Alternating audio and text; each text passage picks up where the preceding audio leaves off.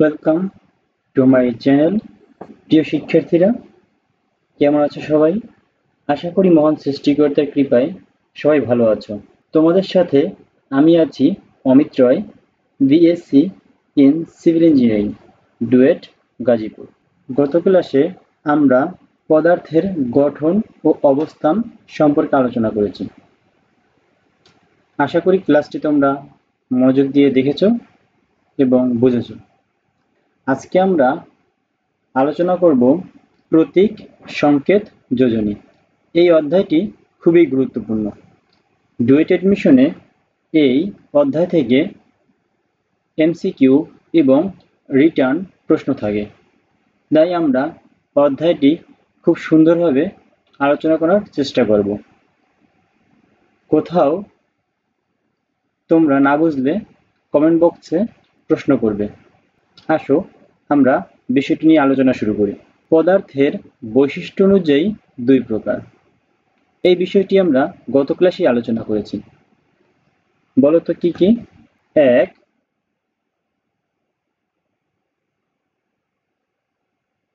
মৌলিক পদার্থ।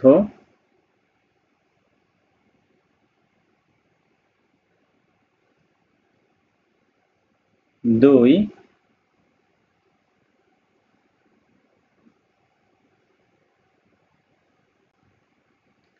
যৌগিক পদার্থ। এই বিষয় দুটি নিয়ে আমরা গত ক্লাসেই আলোচনা করেছি। তো মৌলিক পদার্থ, যে পদার্থ ভাঙলে ওই পদার্থ ব্যতীত অন্য কোনো পদার্থ পাওয়া যায় না, তাকে মৌলিক পদার্থ বলে। উদাহরণ হিসেবে আমরা গতকালকে বলেছিলাম, যেমন কার্বন, অক্সিজেন, নাইট্রোজেন ইত্যাদি। এই পদার্থগুলো ভাঙলে শুধু কি আমরা কি পাবো বলতো? শুধু সেই পদার্থই পাবো, অন্য কিছু পাবো না। এখন যদি আমি বলি মৌলিক পদার্থ মোট কতটি, বলতো মৌলিক পদার্থ কতটি? আমরা জানি মৌলিক পদার্থ হচ্ছে মৌলিক পদার্থ মোট 118টি। তার মানে কি দাঁড়ালো?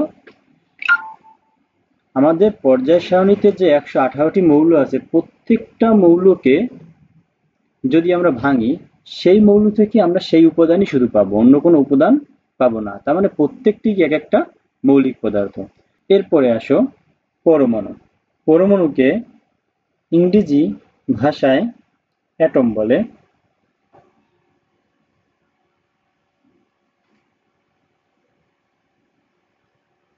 অ্যাটম। এখন আমি যদি বলি পরমাণু কাকে বলে বা পরমাণু জিনিসটা কি, পরমাণু হচ্ছে মৌলিক পদার্থের ক্ষুদ্রতম কণা। কিভাবে? দেখো, আমরা এক্সাম্পলের মাধ্যমে বোঝার চেষ্টা করি। যেমন হাইড্রোজেন, অক্সিজেন, সোডিয়াম ইত্যাদি। এইগুলো কি মৌলিক পদার্থ না? আর এই মৌলিক পদার্থেরই ক্ষুদ্রতম কণা কি? পরমাণু। আশা করি বিষয়টি বুঝতে পারছো। এরপরে আসি প্রতীক। প্রতীক জিনিসটা কি? প্রতীক হচ্ছে এই যে পরমাণু, এই পরমাণুর সংক্ষিপ্ত রূপ। তার মানে কি দাঁড়ালো? প্রতীক হচ্ছে অক্সিজেন, হাইড্রোজেন, সোডিয়াম, পটাশিয়াম ইত্যাদি। এখন এটা হচ্ছে একটা কি? প্রতীক। তার মানে আমরা বিষয়টি যদি টোটাল আলোচনা করি, তাহলে দাঁড়ালো কি? মৌলিক পদার্থ। যে পদার্থ ভাঙলে ওই পদার্থ ব্যতীত অন্য কোনো পদার্থ পাওয়া যায় না, তাকে মৌলিক পদার্থ বলে। আর মৌলিক পদার্থের ক্ষুদ্রতম কণা হচ্ছে কি? পরমাণু। আর পরমাণুর সংক্ষিপ্ত রূপকে প্রতীক বলে। আশা করি বিষয়টি বুঝতে পারছো। এখন এই প্রতীক হয়েছে কি একটা বলতো? সিম্বল বা একটা চিহ্ন। যেমন এক্সাম্পল যদি আরো আমরা ভালোভাবে দেই, তার মানে কি? মনে করো আমার নাম হচ্ছে অমিত, তোমার নাম হয়তো সাগর বা রবি বা কাউসার, এরকম যে কোনো একটা নাম হবে। তো সেই নামটা তো তুমি জন্মগ্রহণের পরে বা আমি জন্মগ্রহণের পরে সরাসরি আমরা আগে থেকে নিয়ে আসিনি। ঠিক এই মৌলগুলো যখন আবিষ্কার করা হয়েছে তখন এই মৌলগুলো কিন্তু কোনো নাম নিয়ে আসেনি। তো তখন কি করা হয়েছে, এই মৌলগুলো কি এক একটা প্রতীক, যে একটা প্রতীক দেওয়া হয়েছে। যেমন আমার একটা প্রতীক, যেমন আমাকে কি দেখলে মনে হয় কি আমি অমিত, তোমাকে দেখলে মনে হয় কি তুমি কাউসার। ঠিক আছে, এইটা হচ্ছে কি তার একটা প্রতীক। মানে তাকে দেখলে আমরা বুঝবো যে এটা কি অক্সিজেন, এটা কি হাইড্রোজেন, এইটা কি নাইট্রোজেন, এরকম। না, আমরা দেখলে একটা সিম্বল দেখলে বুঝবো কি এইটা এই প্রতীক। আশা করি তোমরা বিষয়টি বুঝতে পারছো। আসি এখন আমরা প্রতীক লেখার নিয়ম। প্রতীক লেখার কি কিছু নিয়ম আছে, কারণ আমরা চাইলেই যে কোনো নাম, যে কোনো প্রতীক ব্যবহার করতে পারি না। যেমন অক্সিজেনের ক্ষেত্রে কি আমরা ও ব্যবহার করি, আবার কি তোমার আহ পটাশিয়ামের বেলায় কি আমরা পি ব্যবহার না করে কি ব্যবহার করি, কে ব্যবহার করি। আবার ক্লোরিনের বেলায় শুধু সি ব্যবহার না করে কি ব্যবহার করি, সি এল ব্যবহার করি। যেমন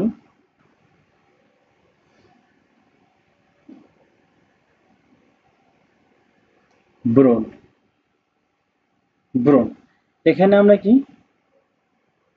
বি ব্যবহার করি। আবার মনে করো chlorine C L C H L O R I N, chlorine. এখানে শুধু কি ব্যবহার করা উচিত ছিল, সি না, কিন্তু আমরা ব্যবহার করি কি সি এল। এরপরে পটাশিয়াম, মনে করো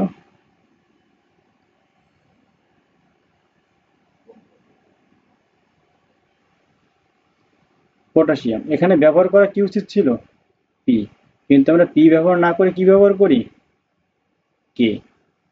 এখন এগুলো আমরা কেন ব্যবহার করি সেগুলো আমরা একটু আলোচনা করব। দেখো, প্রথমে আছে কি প্রতীক লেখার নিয়ম। নামের প্রথম অক্ষর ব্যবহার হয় সাধারণত কি প্রাথমিক কন্ডিশন কি নামের প্রথম অক্ষর ব্যবহার হয়। যেমন আমরা কি বোরনের বি ব্যবহার করি, অক্সিজেন ও ব্যবহার করি, হাইড্রোজেনের এইচ ব্যবহার করি, এগুলো কি নামের প্রথম অক্ষর অনুযায়ী কি আমরা এগুলো ব্যবহার করি।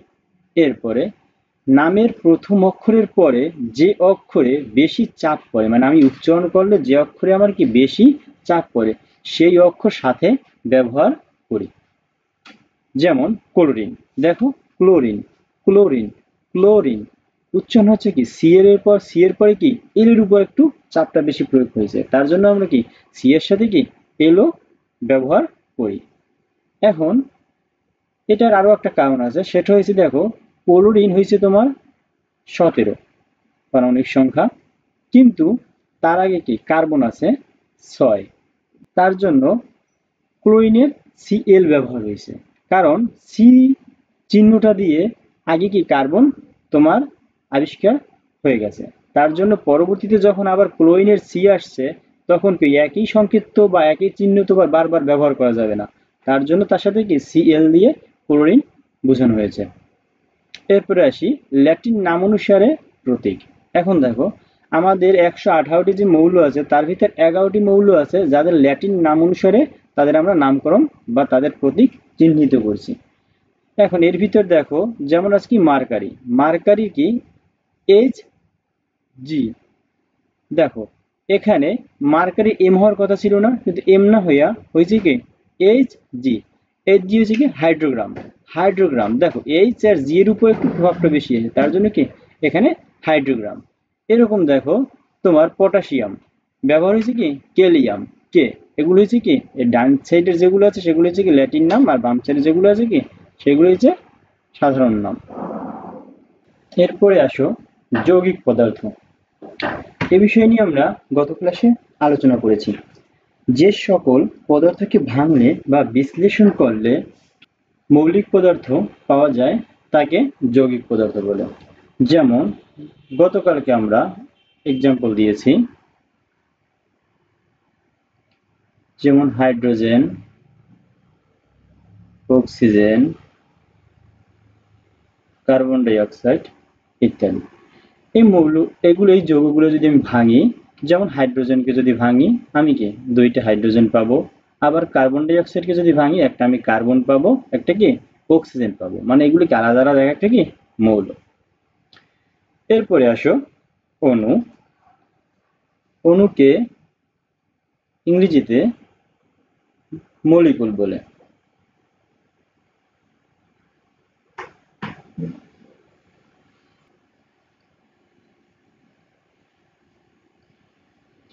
মলিকুল। এখন আমি যদি বলি অণু কাকে বলে, মৌলিক ও যৌগিক পদার্থের ক্ষুদ্রতম কণাকে কি বলে, অণু বলে। বলো তো কাকে বলে, মৌলিক ও যৌগিক পদার্থের ক্ষুদ্রতম কণাকে কি বলে, অণু বলে। এখন আমি যদি প্রশ্ন করি এই অণু কোনগুলো বা অণুর ক্যাটাগরি কয় ধরনের, সাধারণত অণুর শ্রেণীবিভাগ বা ক্যাটাগরি হচ্ছে তোমার চারটি। একটা হচ্ছে কি এক পরমাণু, দ্বিপরমাণু, চার পরমাণু, আর হচ্ছে কি আট পরমাণু। ঠিক আছে, তো এক পরমাণু অণু হচ্ছে কতটি আমরা একটু দেখি।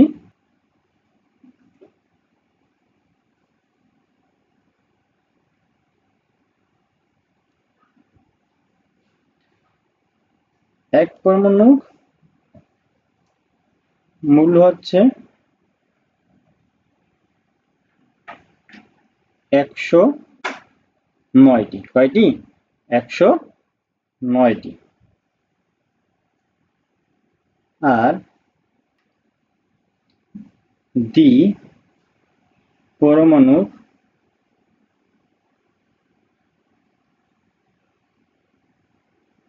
মূল হচ্ছে 7টি। এই 7টি কি কি, hydrogen, nitrogen, oxygen, fluorine, chlorine, bromine আর আয়োডিন। তাহলে এই 7টা কি দ্বিপরমাণু। এরপরে আসি, এরপরে কত বলছি আমি, এরপরে বলছি চার পরমাণু। পরমাণুর মৌল হচ্ছে তোমার কতটি, একটি। কয়টি, একটি।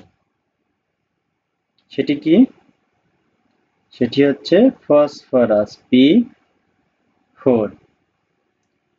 আর হচ্ছে কি আট পরমাণু। কয়টি, এটাও একটি, সেটি কি সালফার S8। এখন একটু হিসাব করো তো, যে টোটাল মৌল হচ্ছে আমাদের কয়টি, 118টি। তার ভিতর তোমার এক পরমাণু হচ্ছে কতটি, 109টি। দ্বিপরমাণু হচ্ছে কতটি, 7টি। Hydrogen, nitrogen, oxygen, fluorine, chlorine, bromine, iodine. আর চার পরমাণু হচ্ছে কয়টি, একটি, ফসফরাস P4। আর আট পরমাণু হচ্ছে S8 সালফার। তাহলে এই মৌলগুলো মানে দ্বিপরমাণু, চার পরমাণু, আট পরমাণু, এই মৌলগুলো বাদে বাকি যত মৌলগুলো আছে সব মৌলগুলো কি তোমার এক পরমাণু। আশা করি বিষয়টি তোমরা বুঝতে পারছো। এরপরে আসি সংকেত। সংকেত হচ্ছে কি অণুর সংক্ষিপ্ত রূপকে কি বলে, সংকেত বলে। এত সময় আমরা যে বিষয়গুলো আলোচনা করছি সেই সাপেক্ষে আমি যদি বলি বলতো হাইড্রোজেনের সংকেত কি, তুমি নিশ্চয়ই বলবে কি H2। কেন, হাইড্রোজেন একটি দ্বিপরমাণু। আমি যদি বলি সালফারের সংকেত কি S8, কারণ কি সালফার একটি আট পরমাণু। ঠিক আছে, আশা করি বিষয়টি তোমরা বুঝতে পারছো। এখন এই সংকেতকে আবার দুইটি শ্রেণীতে ভাগ করা হয়। একটি হচ্ছে স্থূল সংকেত, আর একটি হচ্ছে কি আণবিক সংকেত। একটি কি, একটি হচ্ছে স্থূল সংকেত,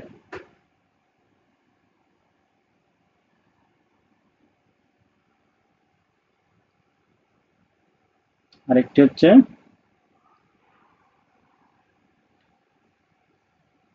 আণবিক সংকেত।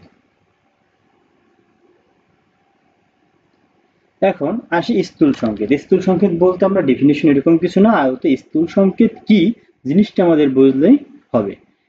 কোনো যৌগতে, বুঝো বিষয়টা, কোনো যৌগতে কতটি পরমাণু আছে তা জানা যায় না, কিন্তু কি কি মৌল দ্বারা গঠিত তা জানা যায়।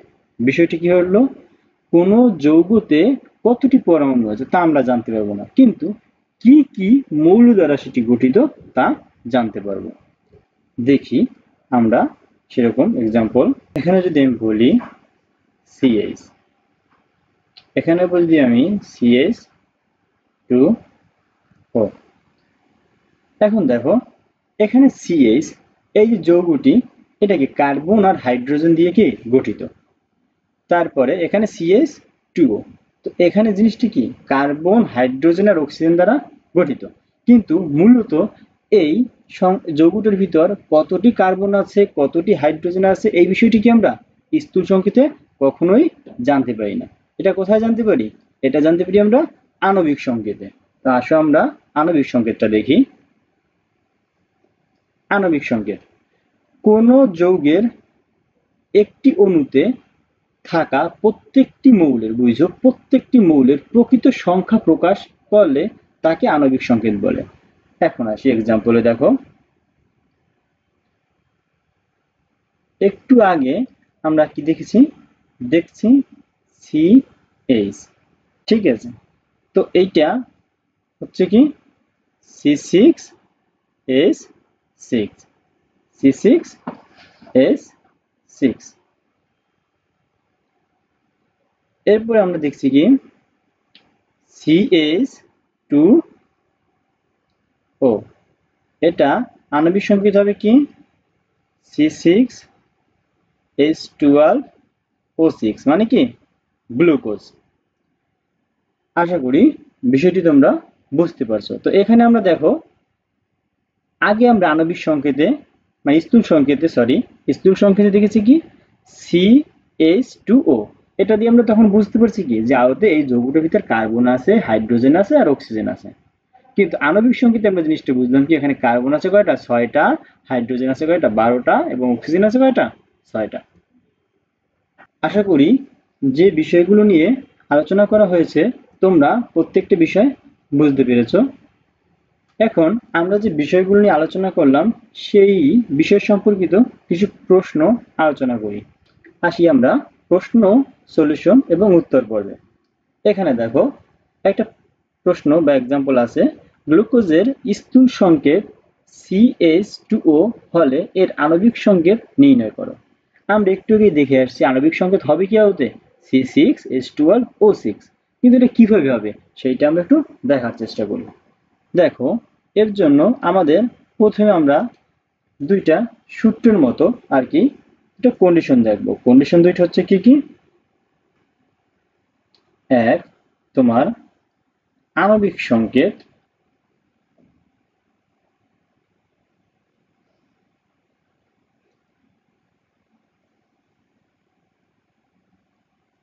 সংকেত ইকুয়াল টু আণবিক ভর, যাকে m দ্বারা প্রকাশ করা হবে। আরেকটা কি কন্ডিশন, আরেকটা হচ্ছে আণবিক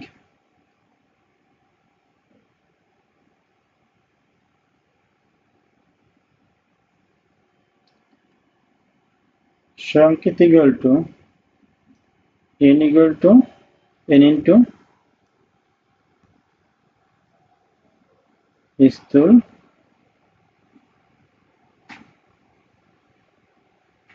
সংকেত। তাহলে এখন আমরা এই বিষয়টি সলিউশন করার চেষ্টা করি।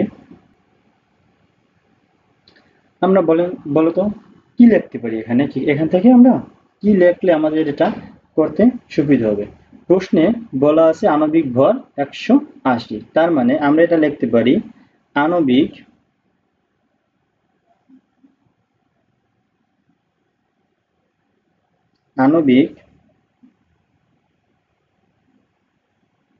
সংকেত ইকুয়াল টু আণবিক ভর। এখন আণবিক সংকেত ইকুয়াল টু আবার লিখতে পারি কি আমরা n ইনটু স্থূল সংকেত, তার মানে n ইনটু স্থূল সংকেত। স্থূল সংকেত আমাদের দেওয়া আছে কত, CH2O ইকুয়াল টু আণবিক ভর কত 180। এখন দেখেন n ইনটু, এখন দেখো n ইনটু সি, সি এর আমরা পারমাণবিক ভর কত জানি 12 প্লাস হাইড্রোজেনের কত জানি 1 ইনটু 2, অক্সিজেনের কত জানি 16 টু 180। এখন এটা ক্যালকুলেশন করলে আমরা পাবো n ইকুয়াল টু 6, তার মানে আণবিক সংকেত 6 ইন্টু CH2O, তার মানে হবে কত C6H12O6। আশা করি বিষয়টি তোমরা বুঝতে পারছো। এরপরে আসো মার্কারির ল্যাটিন নাম, প্রতীক ও সংকেত। আমরা প্রতীক পড়েছি কি জিনিস, ল্যাটিন নাম পড়েছি সেটাও কি জিনিস, সংকেত সেটাও কি জিনিস, এগুলো আমরা প্রত্যেকটা বিষয় নিয়ে আগে আলোচনা করেছি। এখন যদি আমি বলি মার্কারির ল্যাটিন নাম, মার্কারির ল্যাটিন নাম আমরা দেখেছি কি হাইড্রোগ্রাম, তার মানে আমরা লিখতে পারি মার্কারি, মার্কারির ল্যাটিন নাম কি হাইড্রোগ্রাম, HI হাইড্রোগ্রাম। আর প্রতীক কি, এটা প্রতীক আমরা কি জানি, প্রতীক HG। আর এটার সংকেত, সংকেত কি হবে HG। কারণ বলো তো কেন, কারণ এটা হচ্ছে এক পরমাণু, তার জন্য প্রতীকও যা সংকেতও কি তাই। এরপরে আসি সোডিয়ামের ল্যাটিন নাম, প্রতীক, সংকেত, অণু ও পরমাণু। সোডিয়ামের ল্যাটিন নাম হচ্ছে কি, আমরা কি পড়েছি বলতো, নেট্রিয়াম।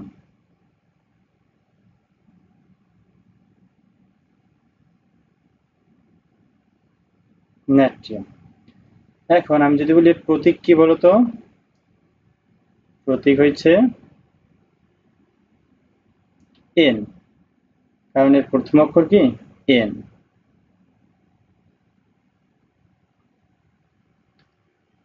আর এর সংকেত কি,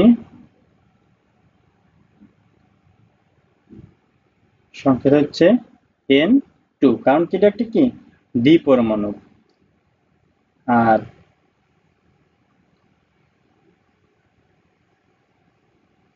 পরমাণু হচ্ছে কি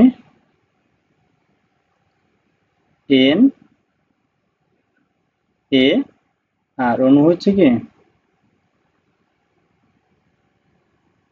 Na2।